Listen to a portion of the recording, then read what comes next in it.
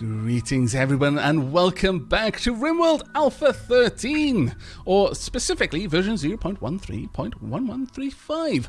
So many people have asked me to return to Rimworld immediately following the completion of my New Camaraderie playlist, where Rildar, the bloody cannibal messiah, has ascended back to the heavens, where he and his disciples will spread the word, the secret taste, the forbidden taste out throughout the stars. However, in this colony, unlike the previous one, New Camaraderie, where I used a lot of mods, we're actually going to only have 2 mods, and they are purely UI-focused mods. Allow tool is so convenient. It doesn't affect the game mechanics in any way, it just gives me a tool to select an entire area and automatically unforbid all items in that area. So useful. I'll honestly probably not play this game without that mod loaded in. EDB Colonist bar. This used to be a part of the EDB interface mod, but that hasn't yet been updated to Alpha 13. However, the mod author recognized that quite a lot of people were only using the mod to have access to the colonist bar, which just gave you a little kind of portrait along the top for all of your colonists. Made it very easy to select anyone you particularly wanted to use. So we'll be using that one as well. It's just an ease of living mod, that one. Now, I've already gone ahead and prepared a world. The world seed is Dapper. We're going to start a new colony. We're going to be going with Cassandra Classic. Again, you can have Phoebe Chillax, Randy Random, but I prefer Cassandra Classic. Cassandra creates story events on a steadily increasing curve of challenge and tension. We are not going to be playing on Rough. That is, I believe, the difficulty level we had on New Camaraderie. Instead, we are going to be going for Challenge. A challenging game. This level requires strategy, tactics, and luck to survive. The way Rimworld was meant to be played. So we're going to be playing at the default difficulty level, if you like. Now, Nova Backrux is our world. We shall select it again. The world seed is Dapper. There we go, over there. And honestly, looking at this, I don't know, it looks like some sort of futuristic pistol weapon, or maybe the Psyamp from XCOM 2. Now, we're just going to select random sites until we get something reasonable. Marble and sandstone. Not too much rainfall. Large hills, it's tundra though, and the growing period is the 11th of spring to the 1st of fall. That being said, it's actually not too bad, but the average temperatures are quite low. In January, it's minus 20 degrees, and in July, it's only 16.8. So it would actually be, you know, there'd be definitely a focus on trying to get farms up and running fairly early, because we're not going to have a lot of time to grow our food, and we would have to prepare to carry us through winter. And I kind of like the idea of the challenge there, and also just the idea of just selecting the first random site that the game gives us, really. However, I'm not going to be just going with random selections of our colonists, because I fancy it's going to be challenging enough. I'm not that familiar with Alpha 13, so let's not stack the odds against us, shall we? Let's look for people who are not incapable of anything, or at least not incapable of much, and don't have lots of injuries, and not too old. Laura is 32 years biologically, but has a chronological age of 91 years. They've been in suspended animation for a good many, and capable of dumb labor and social. Dumb labor is things like hauling and hauling and cleaning. I would rather have people who can perform those tasks early on. I would prefer no one with any kinds of issues health-wise. Intellectual and crafting. Not being able to craft and not being able to do research is not necessarily a bad thing. You're industrious, steadfast, and cold tolerant. Now that is actually a really good quality to have for someone who's going to be living in the tundra. You know what, Tatana? We're going to go with you. We're going to go with you. Cave World Tunneler. Now, I'm going to read through these just for the flavor text. If you don't want me to go through them all, you know what? I'll wait and I'll select all the colonists first, and then I'll read them at the end, so you can easily skip that part if you really don't care. This is not too bad. So we've got Taya, or Taya maybe, who is a servant, Rebecca, a computer, and Lumi, a hunter. Now, of course, I have got some names prepared. I sent out a tweet on Twitter a couple of days ago just asking if anyone would be particularly interested in being amongst the first characters in the colony, and I had quite a lot of interest on Twitter. So I've got a little list of names that I've already run through a randomizer, so they've been put in random order, and we're just going to go through the list for the first few episodes. I'll be drawing from this name list, and then once we've got a couple of episodes up on the channel, I'll start drawing them from the comments on each episode as usual. So Tyre shall be renamed to Xandria. Xandria the Xylophonist. Xylophonist. I'm not actually sure how you should pronounce that word. A person who plays the xylophone. Rebecca shall be Buttercup. There we go.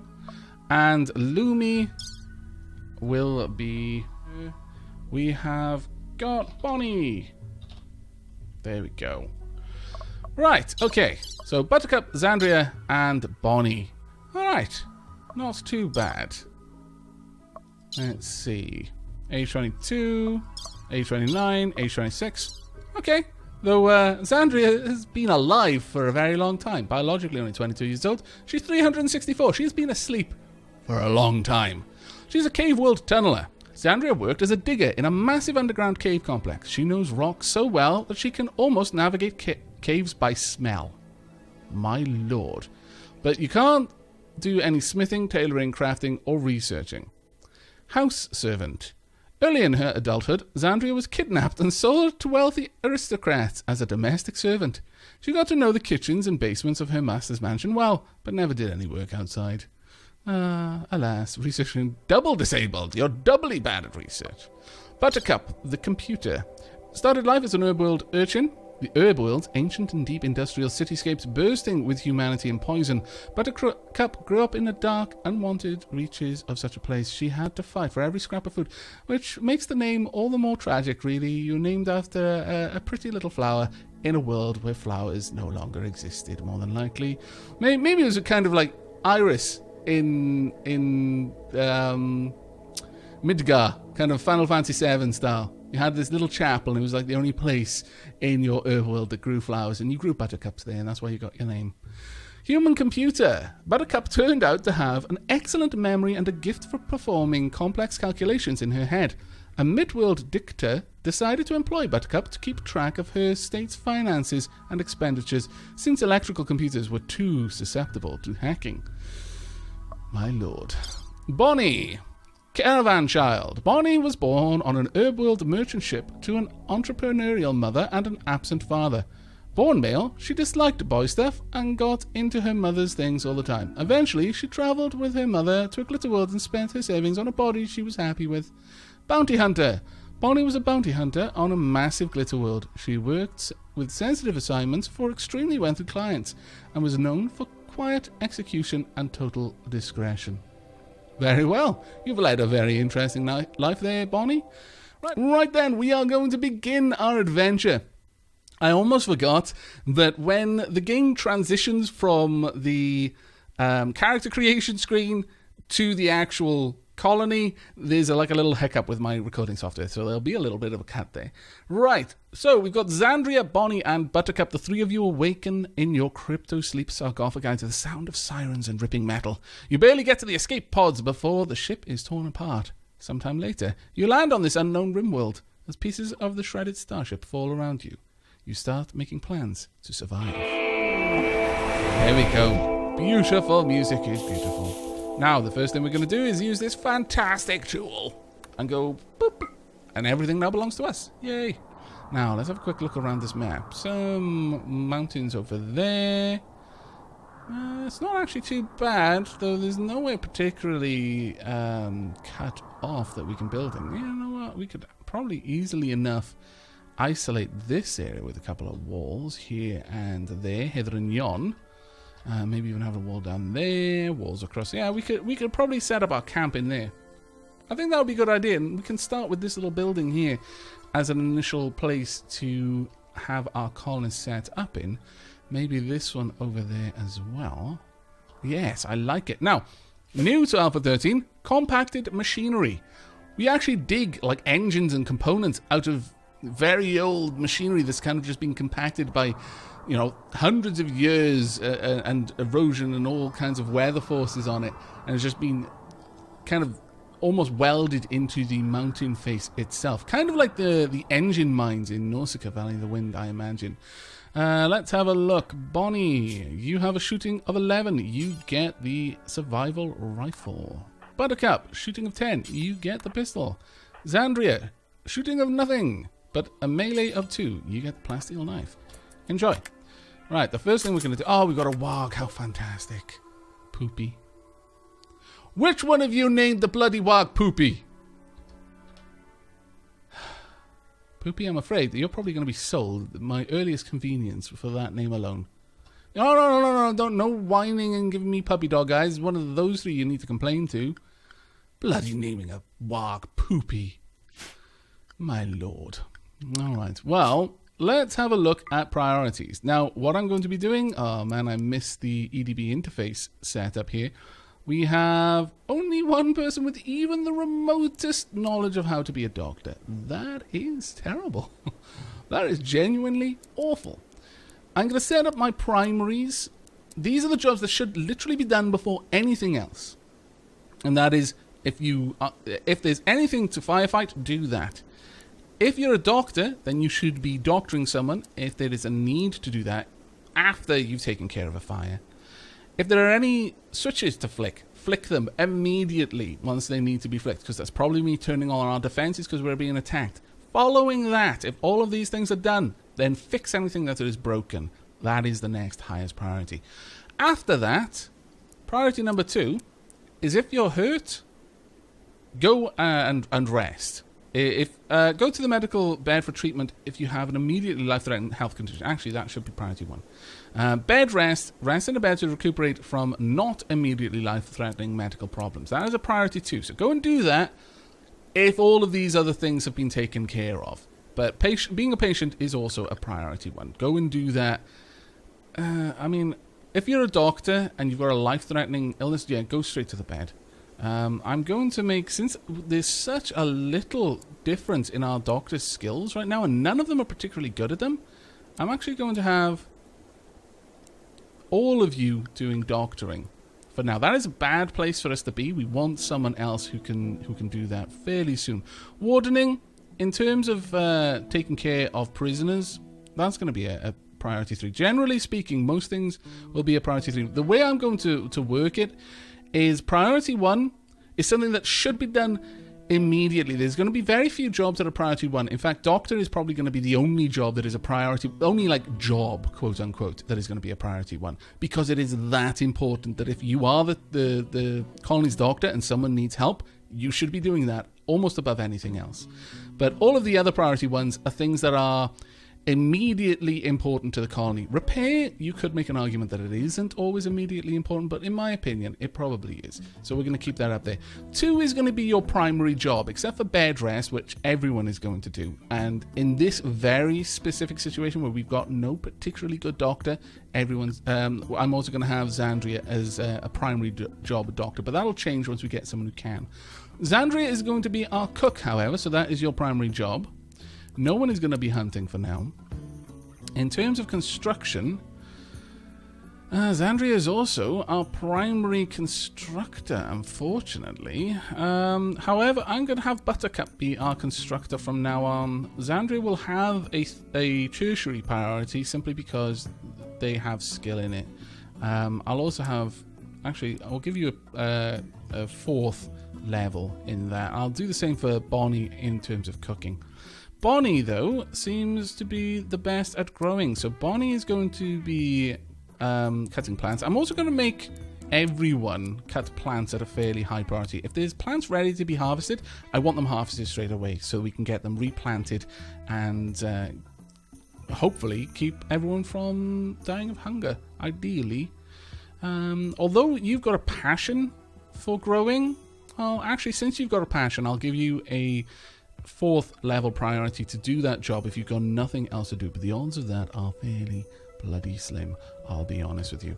In terms of mining, I'm going to say that everyone's going to have that as a tertiary priority. So mining will get done, but it'll be done somewhat slower than anything else, and right now that'll probably do for us.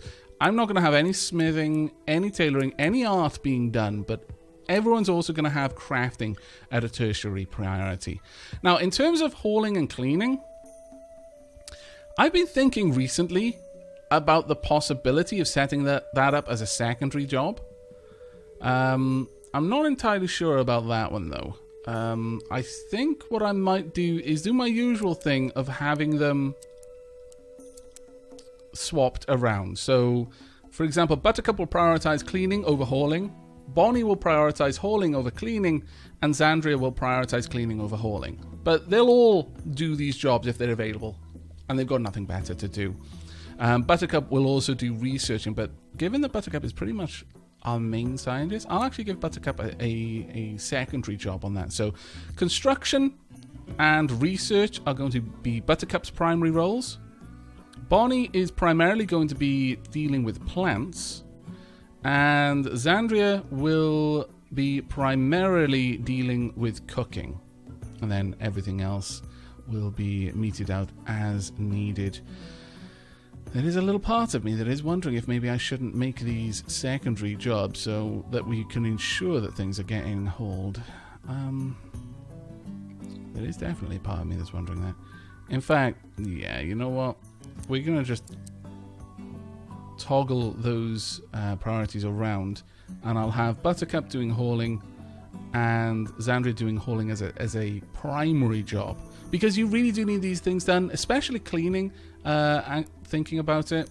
Because if you don't do cleaning, then people get really negative moods fairly quickly, and that goes very, very awry. In terms of their sleep cycles, we're going to cancel all of these. Let's have a quick look at our colonists. Is anyone a night owl? No, no one is a night owl. That makes things easy for us. Right. So, I'm going to enforce that each person gets 4 hours of sleep, at least, with a bit of a... In fact, we'll do this like so. A bit of overlap. So, 4 there. There we go. Actually, having you go to sleep at 6 is a bit dumb. You'll go to sleep at 8. You'll go to sleep at 10. You'll go to sleep at 12. And go all the way through till 3. Then we'll have a gap of, let's say, 4 hours. So if they really need to sleep, they can sleep for a while. And then another 4 hours there. And we'll just do exactly the same thing here. And then finally the same thing down here as well. I'm going to try to ensure that people have time to have a little bit of joy with someone else every day. In fact, you know what? I'm going to put that one there instead. We don't strictly need it to be a perfect pattern around there. I think that'll be good. So it ensures that some time is spent for everyone in terms of just coming together, just hanging out, playing chess with each other, and it'll hopefully build their relationships, because that seems to be a fairly important part of Alpha 13. Okay, so with all of that said and done, we now need to get some things set up. The first thing that we're going to want is a zone for stockpiling things. So let's make a quick zone. Well, we could just make a zone for stockpiling around here. 8x10 zone. Store everything in here. And crack on. Now, whilst they're all doing that, we need beds. Now, the very nice thing about this setup is we should be able to set up a wooden door right there. Is there no wood down here? Yeah, we got wood. We just haven't stored it yet. I will also allow them to bring in this. Now, the only bad thing about having a warg as our pet is wargs need meat. So we are going to have to be hunting. There's a husky over there. How I would love to tame you. I could tame you with plant matter, but alas, that is not going to be happening anytime soon. We are going to claim this entire room. This is going to be our first proper room. This is going to be our bedroom, and it'll be adjoining our storage room. We are going to want probably setting up some growing areas, and I'll leave a 3 gap for people to walk. I think that would be fine. We want some big fields. So we'll have a big potato field there. And then probably an 8x8 down here. This could be heel root. It's no longer Zerigium. It is heel root. A bit of an interesting one. We'll do... Honestly, we'll just have this out there. That can be strawberries. And we could even have another one all the way over here for... we could have cloth, maybe? No, I'd have Zerigium over there, cloth down there. So we've got a fair old bit of room for growing. We really aren't going to have any problem with food. In fact, we could even look to start out with a very firm economy coming from the plants that we grow. So we'll have potato plants there. We will have cotton down here. We will have strawberries. Let's go for rice. We will have heel root there. Corn. We don't really need this then, but I guess I could grow hay grass purely as a cash crop. There we are. Crack on. You should have no trouble getting all of that sorted. Summer has begun, but winter is coming. Your food crops won't grow in the winter cold. Be sure to store several days worth of food now while you still can. You can build a walk-in refrigerator room to prevent food from spoiling, and try to buy steel and make some parkas. Or buy steel or make some parkas, or you'll freeze when you step outside. Very well. Thank you for the advice. Oh, hush. To be fair, I would be pretty disappointed if my name was Poopy too. So, you know what? Complain all you like. It's only fair. I am going to pop an 8x8 dumping zone over here. That is going to take chunks, some weapons, non-smeltable, chunks, corpses. Yeah, that'll do. And I want all of these hauled out of here, please. Let's get that one gone as well. Okay, crack on, everyone. There we go. They're all hauling things in. Fantastic. And what I would like, very much in fact, is some beds. Let's go for good old wooden beds for now. And we'll have 1, 2, 3. We can probably use this as a kind of a makeshift common room for now. It wouldn't be too bad. We'll have a table here with some dining chairs. And for the time being, because we don't have power, I'm going to set up a campfire. Well, we'll set up the campfire a bit later. But the campfire will allow us to cook some very simple meals. And early on, that's probably going to be all we can cook. We need to get some meat for... I can't believe I'm going to have to call our pet Poopy. Every time I go to say its name, I know what its name is, but it's almost like I can't bring myself to say it with a straight face. We need to decide. Xandria... No, we're going to have Bonnie and Buttercup are going to be our hunters. Bonnie specifically, though. So, let's have a look at work. Bonnie, you're not actually... Well, you're our grower, but I would like you to do hunting as a tertiary job. So once you've done growing and hauling, then you'll hunt. And Buttercup, you know what? Yeah, you can have it as tertiary as well. You'll do it after you've done other important jobs. There we go. We've got one bed going. Getting the chairs put together. We probably want to grab the wood more than all the rest, but okay. There we are. Let's hope that these are good. It's an awful bed. Well, that's just rubbish. Buttercup, why do you suck so much? Alas. Well, I guess it's because you've only got a 4 skill. Okay, I'll let you off this once. But damn it, I expect improvements. Ah, there's another awful bloody building. This is terrible.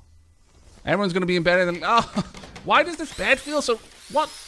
Why is there a spring sticking me in my eye? Where did you even get the spring from? It's made out of wood. Did you do this on purpose, Buttercup? Buttercup's over in her bed just chuckling to herself. Oh, Xandria's bed is only poor. Well done.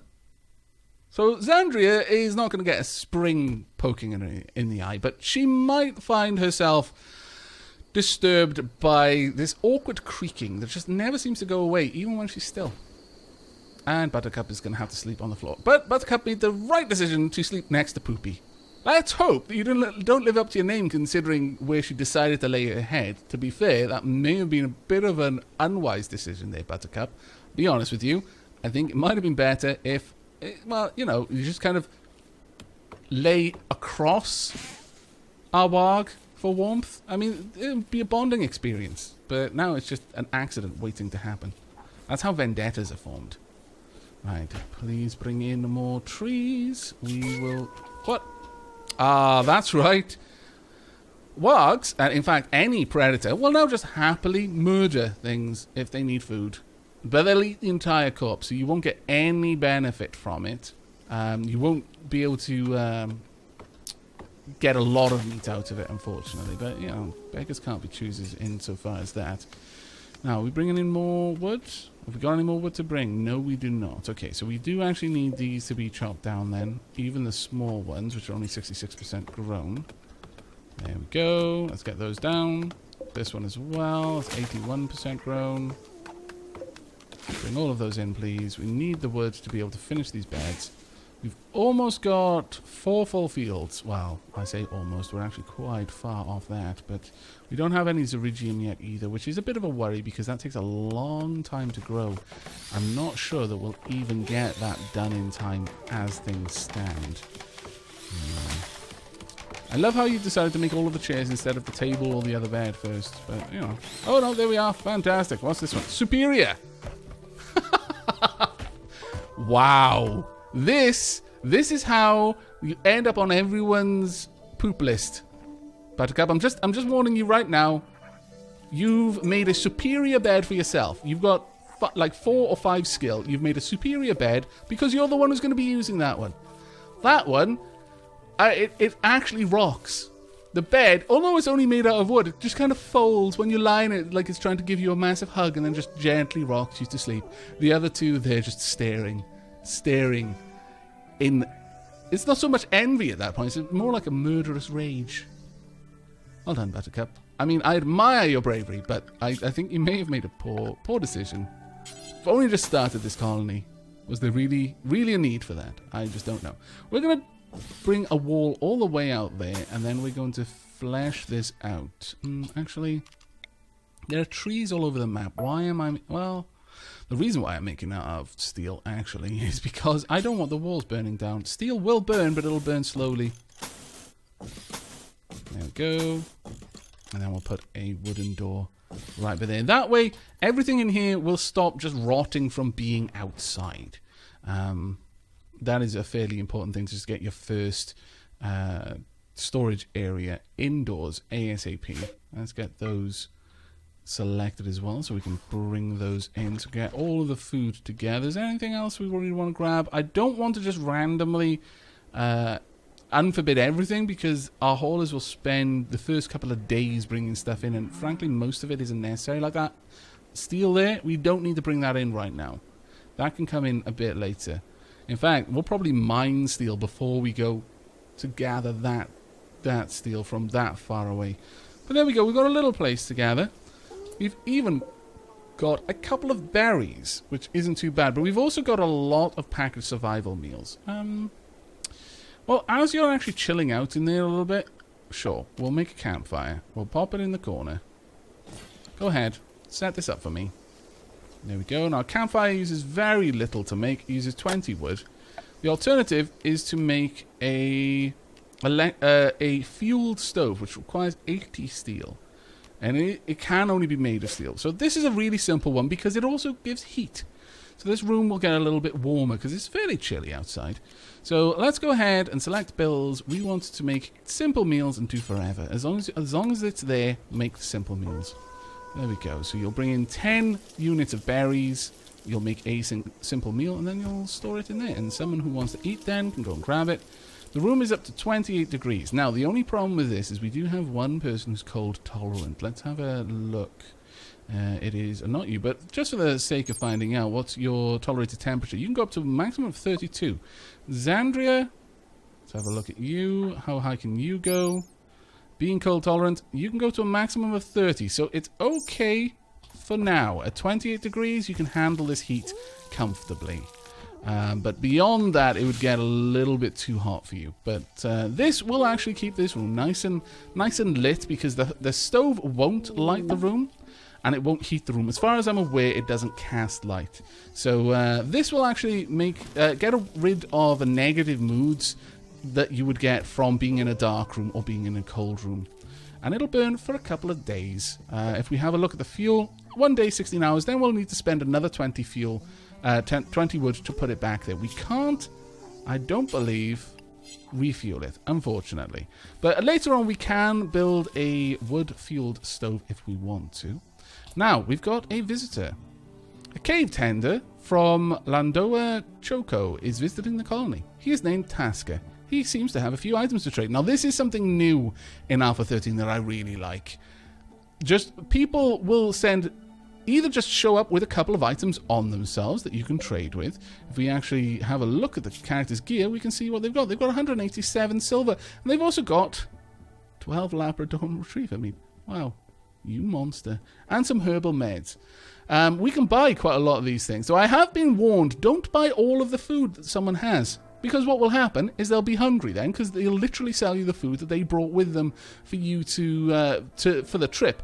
And if you buy it all, they'll be forced to resort to stealing your food in order to live, and they'll happily do it. So yeah, you wasted that money. So don't do that, unless you're also going to kill them and then chop them up and eat them as well. But they've got a bit of silver. We can go ahead and chat with them. Let's find the best person for this. Social of 1, social of 3. Okay. Wow. We have got such terrible people. Okay, let's have a look. How much would you sell things? We can sell a couple of things. I wouldn't mind buying some of the Labrador Retriever meat. We'll buy 10 pieces of meat for 35. I will also buy... Yeah, I'll buy your herbal meds as well. Okay, accept. Thank you. We'll store that straight away and then use it straight away to make more food. There we go. Fantastic. Right, all of this has been planted. We have not yet started dumping things. That's because this zone currently accepts chunks and corpses, which I don't want it to do either of. So please move all of that out to the dumping zone.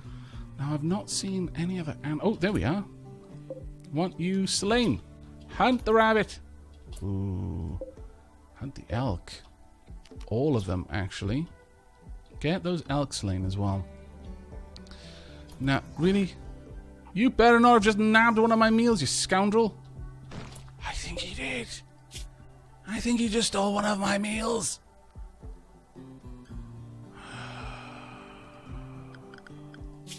Where are we with your faction? Minus 38. We're hostile with 3 factions, which is not particularly good for us right now. You get off easily right now, thief. But don't think that that kind of behavior is going to fly for long. We're going to build out these walls and just isolate this area. We'll probably build... yeah, we can just build that across there. I'd like another area down here. In fact, we're going to need a freezer of some sort and probably a better food preparation area. Now, I'm going to try and generally build my energy to accommodate the buildings that it's supplying. So we'll have a dedicated energy, like batteries for my freezer. And that'll probably be serviced by a dedicated solar panel. We'll see. Depends how big of a freezer we need to make. We could build this out fairly easily. In fact, we'll do that, and then we'll go ahead and we'll put a steel door right there. In fact, we can go ahead and bring that up and have another steel door, just as a kind of a barrier there. Yeah, we'll get rid of that. That looks a little bit nicer in my mind. Right, we're going to have to wait for people to stop snoozing. Seriously, why didn't you eat them when they stole my food? Yes, bugger off. Thief! Stealing food in Rimworld, that's like stealing horses in the real world. Right, well, how's things going? We've got some food being consumed. Now, these are not going to last too long, but they'll last for about 3 days, which is, you know, okay. And we are finishing off some of the walls. Okay, nice. Have you... Oh, there we are. It looks like you'll be here for a while. Bonnie is suggesting that you give the colony a name. What should it be called? Well, we're not going to be going for a bunch of cannibals this time, so it doesn't need to be almost satirically kind sounding, but I kind of like this little place. We're probably going to be working on having more outdoors buildings than we have in our previous runs. I'm using the mountains more as defense than as somewhere that I can burrow into. So, let's see. It's kind of marshy. We don't really want a colony name called Marsh. Except maybe we've got elk and buffalo.